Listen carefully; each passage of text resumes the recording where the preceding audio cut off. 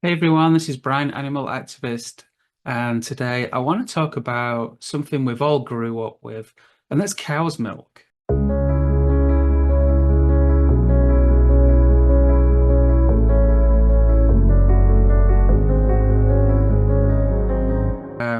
This is the one of the reasons I promote this documentary here called Dominion, and you can watch it for free at watchdominion.com, and it is in the description. So I want to talk about milk. Now, do you remember as a child? I mean, you had no choice, right? You loved your parents, and whatever your parents would give to you as food, you trust that it was good for you and nourishing for you. After all, some of us breastfeed us, and some give us formula. Um, in a sense, we trust our parents, and we ate or that consumed whatever they gave us. Now, at some point as a child, you would have been introduced to cow's milk. Cow's milk is kind of a creamy texture, and I used to be addicted to milk. Isn't that strange? Can you be addicted to food or milk? Well, it looks like you can, and the dairy industry are onto this. Um, First of all, as a child, my parents would always pour milk on my cereals. They would always give me a glass of milk. They say it's good for my bones. And I even remember seeing an advertisement on TV about a young boy stood in front of a mirror drinking glass because wishing he's attractive and strong so he can date this woman. And that's probably the only good thing in milk is a little bit of calcium. The rest of the milk is bad for you, and we're going to go over that shortly. Now, I also try and think, how can I be addicted to milk? And I remember, back in the day, um, at junior school and infant school, every day they would come into the classroom and give everybody a small carton of milk to drink as children. Every day they gave us milk for free. And no wonder we want to guzzle that milk down. And so as I grew up through the years, not knowing where this really milk came from, I remember at school someone showed a picture of a cow. So yeah, there we go. So it came from a cow. And as we got older, we put this milk in everything, in our coffee, our cereals. We even convert it into cheese, and we just can't get enough of this milk. And I took a note here. Now there is a chemical ingredient in milk that has an addictive property. So I'm just got it on the screen. I'm going to read here. I'll put the words here so you can read it too. It's called casomorphin. So casomorphin, cow's milk contains a protein called casein. When digest, casein releases casomorphins into the body, which can bind to opioid receptors in your brain. This can create a feeling of pleasure and contentment, similar to the effects of some drugs. This isn't a strong addiction like opioids, but it can contribute towards cravings. And not just that, this milk is full of fat and sugar as well, which the body gets kind of hooked onto as well. Isn't that crazy? So, oh, you know what? While we're here, let me pull up my the other half of me so I can do a little bit of outreach as well as we're talking. How about that? There we go. So addicted to milk because there's casomorphine in it. Our parents was feeding this cow's milk and they were giving it away in schools. And the list goes on. I mean, I couldn't imagine drinking coffee without milk. It doesn't taste the same because we get used to those tastes, right? So it took me a long time, but after understanding the truth here, this poster, that's right. So cows are actually don't naturally give milk all the time. They have to be forcibly impregnated, and every year they have to have a baby to produce that milk, right? And in the dairy industry, the babies are male worthless in the dairy industry and sometimes killed just a few hours old for the price of this milk, while mom has to bear every single day we're having her children taken from her. And as soon as mum shows any kind of weakness, she is killed and sent to the same place her son was killed, brutally killed, for our pleasure and taste. Now, it is 2024, and there's many milk options out there, many plant-based options, from rice milk, oat milk, soy, coconut, flex seed. There's many more, and it's about finding that right milk that has good taste and texture that you like. Like in my coffee, I like soy milk in my coffee, or coconut for the sweetness. It's a personal preference. You find that nice milk that you like. Now, drinking a plant-based milk, the mother cow has zero suffering. Children are not taken away from her, and she's not forcibly impregnated. And it's an easy switch, giving up cow's milk, right? Not your mom, not your milk, right? Stealing the baby's milk. Wow. Wouldn't that be wrong? What do you think about that, stealing the baby's milk? Now, I did take some other notes. Let me read about the sugar in the milk. So, milk contains natural sugars, lactose.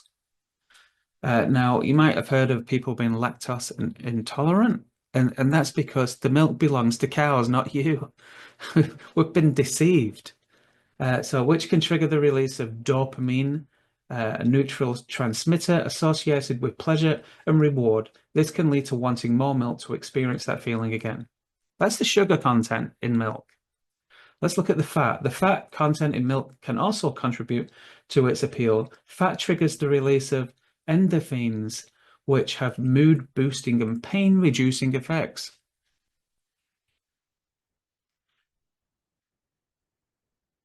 Oh, let's look at the marketing. This is crazy.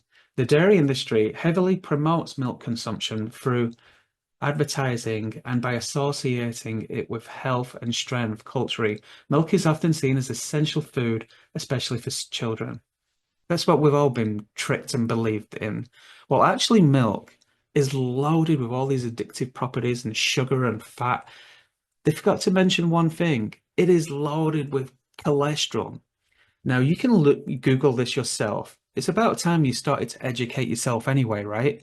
I want you to go online and search for cholesterol. Oh, let me pause my video. My food's ready. So you'll quickly find that your body actually produces its own cholesterol and does not need an outside source of cholesterol. Now, there's many doctors out there. If you go to YouTube and search for vegan doctor dairy, and you're going to find a whole bunch of documentaries, expert doctors that explain to you that you don't need an outside source of cholesterol. Your body produces its own cholesterol. Now, even though the outside cholesterol may have some good parts in there, it's still loaded with bad, and you don't want to put anything bad in your body.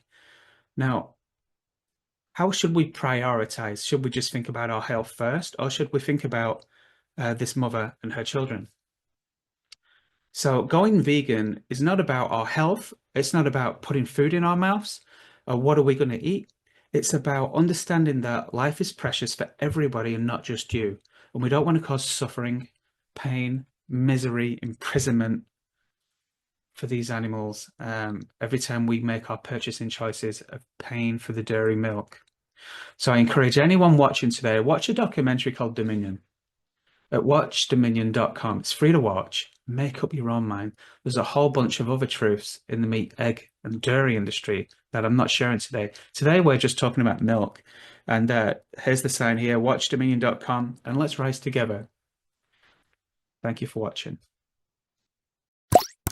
Dairy is the most unnatural foods that human beings consume because dairy milk is meant to be consumed by baby mammals, and nowhere and in any form or fashion did nature ever intend that one species should be consuming the milk or mammary secretions of another species.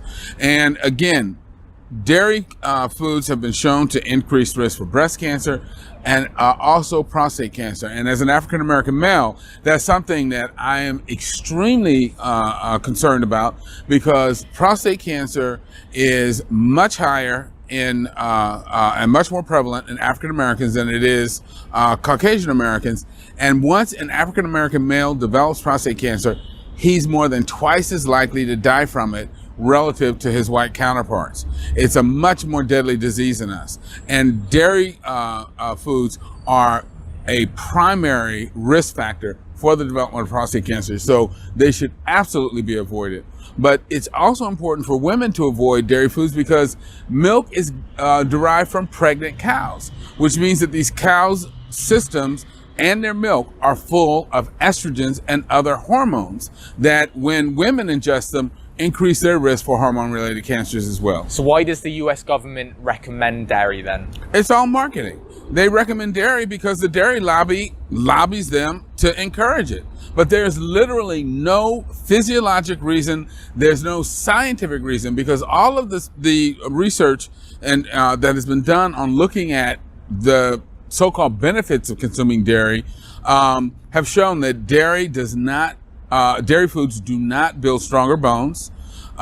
In the Harvard Nurses Health Study, the women who ate the most dairy foods had the highest risk, or the women who drank the most milk had the highest risk of hip fracture. If you look worldwide, those nations that consume the most dairy foods also have the highest incidence of osteoporosis. So dairy foods have never been shown to protect one against anyone against osteoporosis. They've never been shown to help build stronger bones. So the idea that dairy foods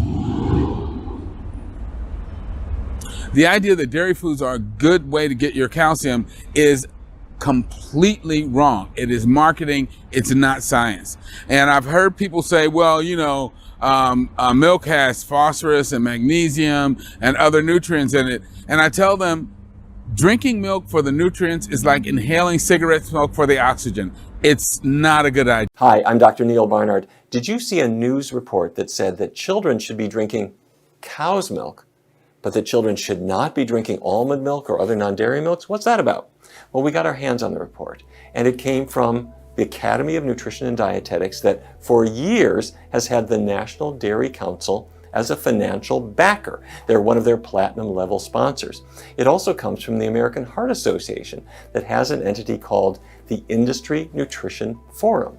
In the Industry Nutrition Forum, manufacturers or their representatives like the National Dairy Council can pay $15,000, $50,000, or $100,000 a year for special access to the American Heart Association's policymakers. So what does this mean for children's health?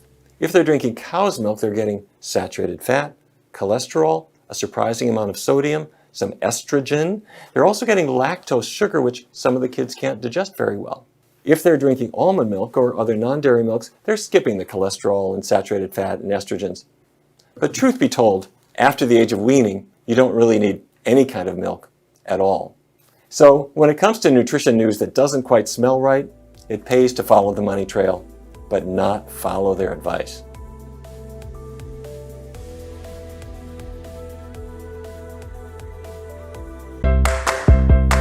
Hi, this is Dr. Neil Barnard. Today I want to share with you a thought about cheese. You know, it's high in fat, high in calories, high in cholesterol. But one of the reasons why it lingers in people's plates is they think, well, I need calcium. Dairy products have calcium. Here's something I'd like you to think about. Cows don't make calcium. Calcium comes from the earth. So grass grows out of the earth, it pulls the calcium out of the ground, and the cow just eats the calcium that was in the plant. Well, if you eat, hopefully not grass, but broccoli or kale or Brussels sprouts or collards, you get the calcium that came from the earth, got into the green leafy vegetables, and you're eating it directly. So there's no reason to get your calcium routed through a cow's body. It's more absorbable when it comes to you directly from healthy green leafy vegetables. So there you have it. Cows don't make calcium. It comes from green leafy vegetables. That'll help your health. So let's totally forget about your health Let's think about the ethical reason that animals don't want to die. They don't want to suffer or be forcibly impregnated. Let's keep families together. Check out this documentary, Dominion, at watchdominion.com. It's free. Wake up.